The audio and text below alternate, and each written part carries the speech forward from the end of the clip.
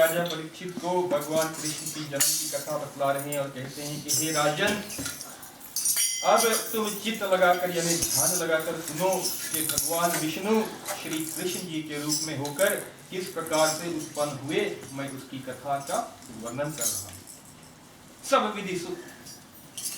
और सुखदेव मुनि कहते हैं कि जब जब पृथ्वी पर अधर्म का जोर बढ़ता है और धर्म की हानि होती है, तब तब भगवान मनुष्य रूप धारण कर पृथ्वी पर अवतार लेते हैं, अधर्मियों का नाश करते हैं और धर्म की स्थापना करते हैं। जब द्वापर युग में भगवान कृष्ण ने जन्म लिया तो ये कहकर गए हैं कि हम अभी तक जो कथा सुनते आए हैं वो द्वापर युग की है कि भगवान ने किस प्रकार से अपनी लीलाएं की हैं, लेकिन उसी युग में भगवान कृष्ण ने ये भी कहा है कि मैं कलयुग में भी अवतार लेकर आऊंगा। कलयुग में जब मैं आऊंगा तो मेरा नाम कलिका भगवान है।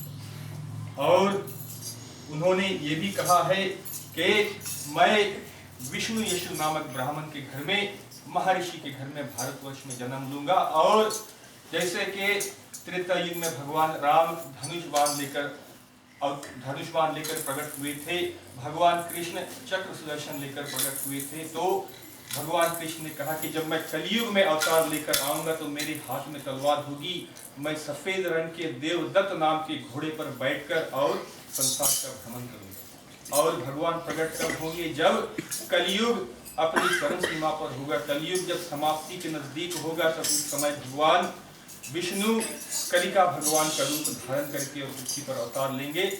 विष्णु यीशु ब्राह्मण के घर पर भारतवर्ष, और जिस गांव में जन्म लेंगे उस गांव का नाम, अभी उस गांव का पता नहीं कि वो गांव कहाँ पर है, क्योंकि शहर और जो गांव होते हैं उनके नाम बदलते रहते। तो अभी कलयुग का बहुत समय बाकी है।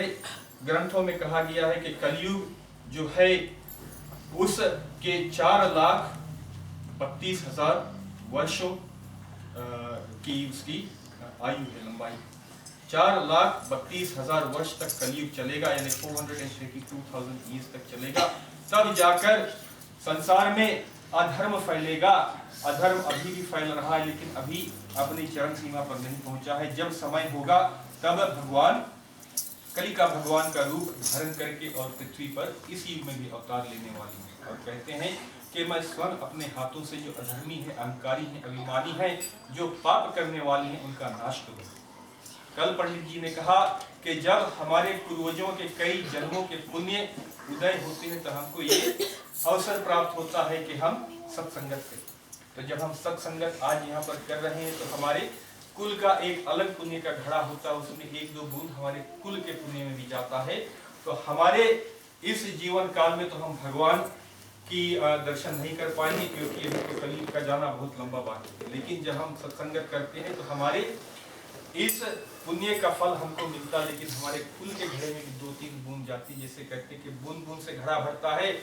हम सत्संगत करेंगे, हमारी संतान सत्संगत करेंगी, और पता नहीं कई और पीढ़ियां इस प्रकार से सत्संगत करके संसार त्याग कर चल देगी। लेकिन हमारे कुल में अभी से शायद 20-25 पीढ़ियां बाद कोई ऐसा भाग्यशाली होगा कि जब उसके जन्म काल में जो हमारे कुल के जो पुण्य का घड़ा है वो भरेगा, और हमारे कुल के भी कुछ लोग ऐसे होंगे जो भगवान के दर्शन करेंगे। तो जब हमारे जो हम ये आज पुण्य कर रहे हैं, हमारे इन कर्मों का जब पुण्यों का उदय होगा तो हमारे काल में अभी से शायद 25-50 पीढ़ी बाद कोई ऐसा होगा कि जब हमारे कुल के पुण्य का घड़ा भरेगा तो भगवान के प्रकट होने के समय उनका जन्म होगा, और वो भी उनको ये अवभाग्य प्राप्त होगा कि जब भगवान स्वयं मनुष्य रूप धारण करके पृथ्वी पर अवतार लेंगे तो उन्हें भगवान के दर्शन करने का अवभाग्य प्राप्त। तो हम अब देखते हैं कि द्वापर युग में भगवान के जन्म लेने का समय हो गया, और सहजाजी महाराज क्या कहते हैं कि किस प्रकार से भगवान का जन्म होता है, वातावरण क्या होता है, ये हम अगले चौपाई में देखते हैं।